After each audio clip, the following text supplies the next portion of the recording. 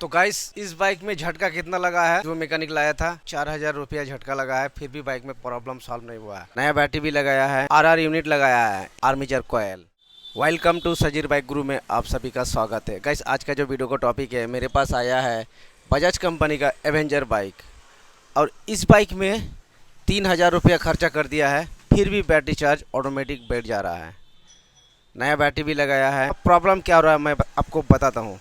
Guys पूरा दिन bike सही चल रहा है, जब रात को बाइक रखते हैं और सुबह निकलता है तो बैटरी में कोई भी बैकअप नहीं रहता है, बैटरी ऑटोमेटिक बैठ जाता है। 15 दिन से वो मैकेनिक भाई कोशिश कर रहा था और क्या क्या चेंज कर रहा है मैं आपको बताता हूँ। सबसे पहले उन्होंने एक नया बैटरी लगाया है। नया बैटरी लगाने के बाद भी प्रॉब्लम सॉल्व नहीं हुआ है। उसके बाद क्या हुआ है, आरआर यूनिट लगाया है। इसका कीमत है लगभग 1,000 रुपया। देखिए ये आरआर यूनिट है, ठीक है। अब आते हैं, उन्होंने फिर लगाया है यानी कि आर्मेचर कॉइल। तो लगभग सभी मैकेनिक भाई को पता है बैटरी चार्ज अगर ना दे तो चार्जर ख़राब हो सकता है, यानी कि आर्मेचर कॉइल ख़राब हो सकता है। बट बाइक में जो प्रॉब्लम हो रहा है ना, वो अलग हो रहा है। तो मेरे पास ये बाइक आया है 6 दिन हो गया है, और बीमारी को मैंने जांच किया, पहचान किया, तब मैं वीडियो शूट कर रहा हूँ, जिसमें कि आप लोगों के पास भी ऐसा प्रॉब्लम लेकर आते हैं।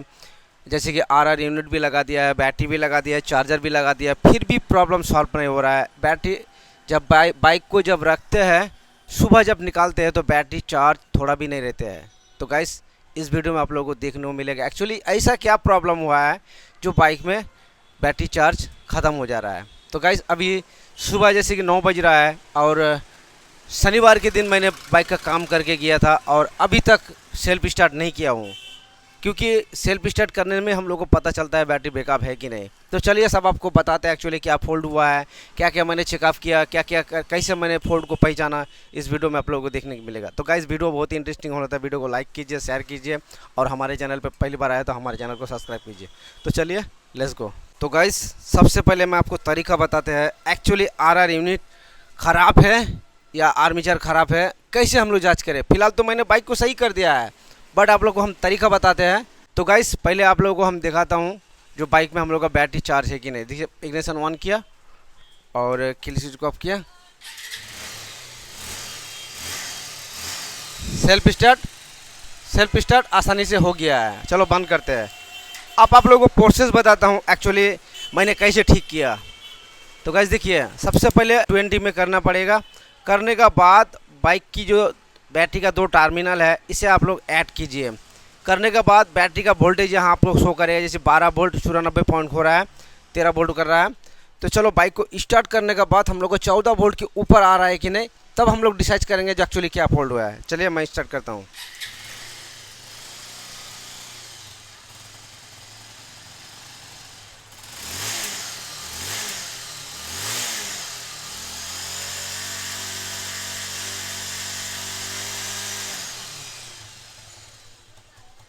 होल्ड बटन दबा दिया है, बंद करते हैं बाइक को। तो गाइस यहाँ देखिए 15 वोल्ट 66 पॉइंट आ रहा है। मेरा जो मल्टीमीटर है 1 पॉइंट ज़्यादा दिखा रहा है, क्योंकि मैंने देखा है डिजिटल मीटर से, इससे 15 दिखा रहा है, तो मैं 1 पॉइंट कम धर रहा हूँ। 14 वोल्ट 66 पॉइंट आ रहा है, क्योंकि मल्टीमीटर में फिर थोड़ा प्रॉब्लम है। वायरिंग का काम ज़्यादा करते करते मल्टीमीटर मेरा ख़राब हो जाता है, इससे हम लोग का थोड़ा ज़्यादा दिखाता है। ये भी आप लोगों को समझ में आएगा, कभी कभी मल्टीमीटर भी ख़राब हो जाता है।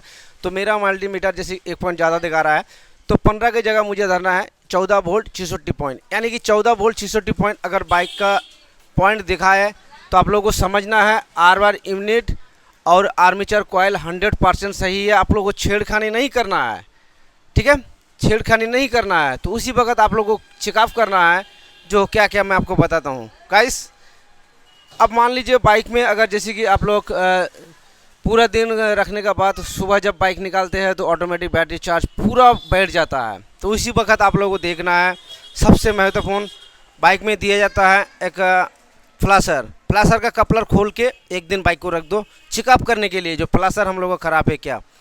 अब इससे नहीं होता है तो दूसरे दिन आप इसको लगा दीजिए। अब तीसरे दिन आप लोगों को देखना है, जैसे कि यहाँ आप लोगों को देखने को मिलेगा सेल्फ रिले का कपलर खोल के एक दिन आप लोग देख लीजिए, और जब सुबह निकालेंगे और इसमें लगाने के बाद सेल्फ कीजिए सेल्फ हो रहा है कि नहीं। अगर नहीं हो रहा है तो फिर इस कपलर को भी लगा दीजिए, ठीक है।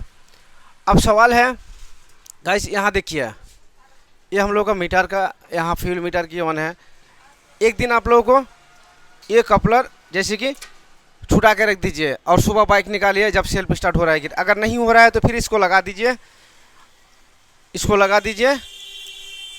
अब दूसरा देखते हैं गाइस, सबसे महत्वपूर्ण होता है बाइक में डिजिटल मीटर। कोई कोई बाइक में मीटर होता है तो मीटर के अंदर जो ये हम लोग का जो रबर होता है, रबर ख़राब हो जाता है और इसके अंदर पानी चल जाता है और मीटर के अंदर जो सर्किट होता है वो शॉर्ट हो जाता है।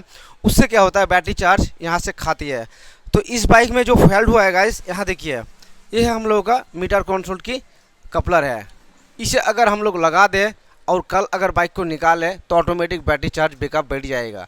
तो फिलहाल मैंने शनिवार के दिन से जैसे कि बाइक को कपलर खोल के रखा हूँ और बाइक स्टार्ट हुआ है, जैसे कि बैटरी चार्ज भी नहीं बैठा है और अभी स्टार्ट भी है।